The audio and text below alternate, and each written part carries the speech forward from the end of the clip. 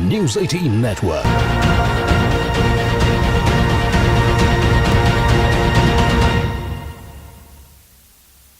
Break के बाद स्वागत है आप सभी का। सीधे डिबेट का रुख करते हैं।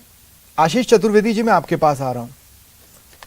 मान लीजिए कि पहले किसी तरह का बवाल नहीं हुआ, जब फिल्म आई सीबीएफसी ने एक सर्टिफिकेट दिया और फिल्म रिलीज हो गई, उसके बाद किसी ने आपत्ति जताई, तब क्या आपका एक्ट उसमें लागू नहीं होगा? तब तो आप सर्टिफिकेट रद्द करेंगे ना, 5B का हवाला देते हुए। देखिए स्वप्निल जी, 2014 से जब से नरेंद्र मोदी जी के नेतृत्व में केंद्र में सरकार बनी है, सेंसरशिप को लेकर के, मीडिया की आजादी को लेकर के कई तरह की बातें आ रही है जो आधारहीन है और तथ्यहीन है। आप देखिए कि न्यूज चैनल्स की अगर हम बात करें, चाहे यूट्यूब पे कंटेंट की बात करें, चाहे न्यूज़पेपर्स की बात करें, चाहे सोशल मीडिया प्लेटफॉर्म्स की बात करें, सरकार के पक्ष में और विरोध में तरह तरह की बातें लिखी जा रही है और कोई रोक टोक उनपे है नहीं। देखिए आप, और अगर हमको रियल सेंसरशिप अगर देखना है तो हमको इमरजेंसी का वो दौर भी याद करना चाहिए, जब न्यूज़पेपर में क्या छपेगा, क्या लाइन छपेगी, क्या नहीं छपेगी, क्या देश उससे आगे नहीं बढ़ा। मेरी बात सुनिए। नहीं देखिए, मैं प्रॉब्लम क्या है ना कि समय की मेरे पास कमी रहती है, मुद्दे से भटक जाते हैं इस तरह की बातों को निकाल के। मैं आपसे ये पूछ रहा हूँ कि मान लीजिए किसी फिल्म को सर्टिफिकेट मिल गया, वो रिलीज हो गई, उसके बाद आपत्ति आई, तो सरकार कुछ नहीं कर सकती? या ये एक्ट आपको ताकत देता है कुछ करने का? देता है ना। एग्जैक्टली, ये सरकार को ताकत नहीं देता है, सरकार को एक कॉन्स्टिट्यूशनल अथॉरिटी देता है कि देता है ना, से कोई विवाद उत्पन्न होता है तो सरकार उसको सीबीएफसी के पास दोबारा रिकमेंड कर सकती है। भाई, रिलीज फिल्म को दोबारा सीबीएफसी के पास कैसे आप रिकमेंड करेंगे? फिल्म रिलीज हो गई। अभी होता क्या है स्वप्निल जी, फिल्में रिलीज होती, हमने देखा पद्मावत रिलीज हुई, उसके बाद विवाद हुआ, फिर क्या हुआ कि जो फिल्म के प्रोड्यूसर डायरेक्टर है उनको अनकॉन्स्टिट्यूशनल अथॉरिटी से डील करना पड़ता है। आप देखिए, एक कोई समाज का प्रतिनिधि खड़ा हो जाता है कि आप उन्हें बचा कर रहे हैं, आप तो उन्हें फंसा रहे हैं कि आप एक पर्टिकुलर टाइप की फिल्में बनाओ।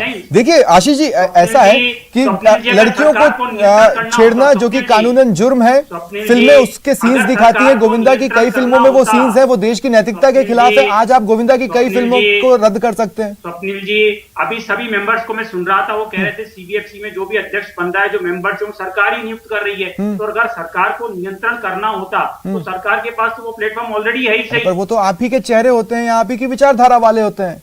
मैं आपसे एक बात बोलता हूं, देखिए आपने 2 कमिटियों की बात की, मैं पहली बात करता हूं जस्टिस मुकुल कमेटी की। उन्होंने कहा फिल्म के सीन्स ना काटे जाएं और बोर्ड सिर्फ फिल्म का सर्टिफिकेशन दे, ठीक है, और एफसीएटी का अधिकार क्षेत्र बढ़ाया जाए, ये कहा था आपकी कमेटी ने। आपकी श्याम बेनेगल कमेटी ने भी कहा एफसीएटी का अधिकार बढ़े, आपने उसको बंद किया, आपने कमेटी को फॉलो नहीं किया। स्वप्निल जी, मुझे बताइए कि सीबीएफसी से क्लियर होने के बाद भी विवाद होता है या नहीं होता है? मुझे बताइए। बाबा होता है, पर मैं आपसे क्या कह रहा हूं, विवाद किस चीज पे नहीं होता? ऐसा है कि जब पुलिस है उसके बाद भी काम हो जाए ना, क्या मैकेनिज्म होना चाहिए मुझे बताइए ना। मैकेनिज्म सर, आपने सीबीएफसी बॉडी ही उसलिए बनाई है, आज आप उसे डमी कर देंगे। अभी क्या हो रहा है कि कुछ ठीक, मैं हुड़दंगी लोग आ जाते हैं। डिबेट खोल रहा हूं, और भी 2 वॉइसेस मुझे सुनाई दे रही हैं। सत्यवान जी कुछ कहना चाह रहे हैं। सत्यवान जी क्या कह रहे हैं? काम है, बिल्कुल क्या बात है, ऐसा है, ये एक जो कर रहे हैं ये गलत है। एक व्यापारिक काम है, मैंने आज करोड़ों रुपया लगा के फिल्म बनाई, अगर आप मेरी उससे राजी नहीं है, मैंने संविधान के हिसाब से काम किया है, उसके बाद में अगर सरकार खुश नहीं है, मेरी पिक्चर को तो रोक देंगे। अच्छा, एक बार फिल्म रुक गई,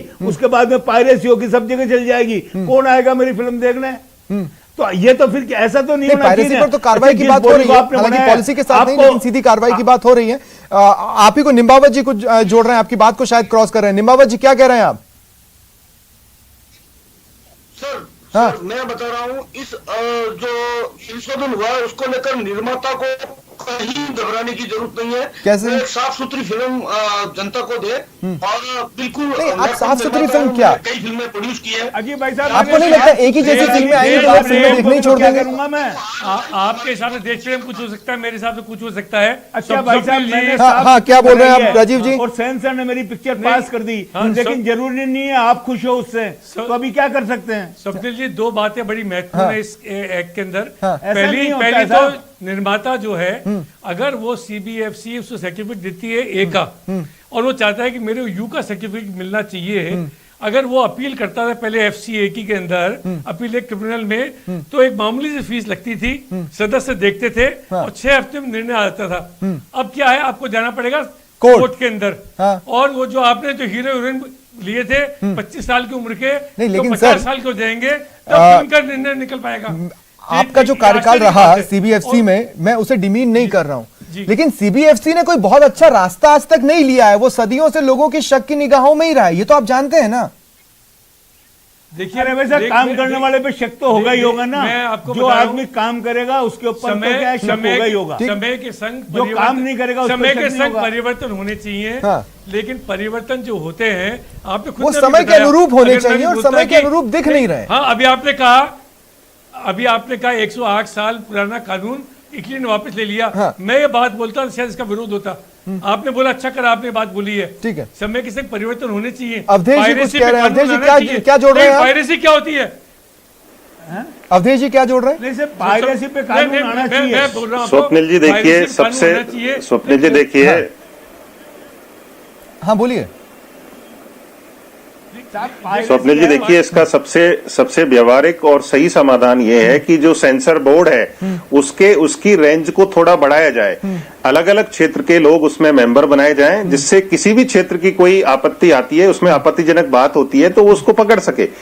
उसके बाद उसका सर्टिफिकेट जारी हो। उसके बाद यदि कोई आपत्ति जाहिर करता है और कोई गैरकानूनी तरीका अपनाता है फिल्म का विरोध करने का, फिल्म को रोकने का, तो उसके ऊपर कार्रवाई करने का इसमें सिस्टम कोई ना कोई होना चाहिए। जिस तरह के जो सामाजिक तथाकथित सामाजिक संगठन बन के खड़े हो गए हैं, अलग अलग तरह की डील करते हैं, उनके कई स्टिंग ऑपरेशन भी आ गए, तो कार्रवाई तो ऐसे लोगों पर होनी चाहिए। मैं कह रहा हूं, साहित्य में एक बहुत बड़े लेखक रहे हैं, उनसे ये पूछा गया कि आपकी किताबों में गालियां बहुत होती हैं। हमारे समाज में गालियां देने वाले बहुत से लोग हैं जो कि अब फिल्मों का हिस्सा बन रहे हैं।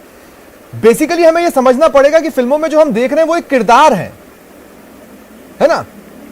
आज अगर वो गाली देता है तो वो देश की नैतिकता के तो खिलाफ है, ये बात बिल्कुल सही है। लेकिन कौन गाली नहीं देता? क्या मीडिया कर्मी गाली नहीं देते? क्या नेता गाली नहीं देते? क्या मजदूर गाली नहीं देते? हर कोई देता है।